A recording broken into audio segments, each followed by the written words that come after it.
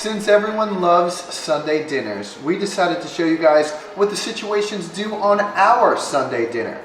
Competition style. So today I am making my very own homemade sauce and meatballs, and I'm using all Bowl and Basket products that are exclusively available at ShopRite. So some of my favorite products from Bowl and Basket are their San Marzano tomatoes, which come in this perfect size can. It comes with an easy open top, so you don't have to use a can opener.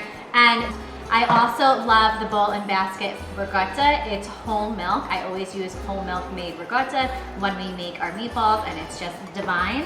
And then I also love their Italian breadcrumbs. So all of this is available exclusively at ShopRite. So what I love about ShopRite is that they have Wholesome Pantry now, which is all organic products with no preservatives. So we love our organic stuff here in the Situation household, and Wholesome Pantry is for us. So the sauce is finishing cooking down on the stove. We have our meatballs finishing up in the sauce, and I have one meatball for me to taste test right now. Now that is a good meatball.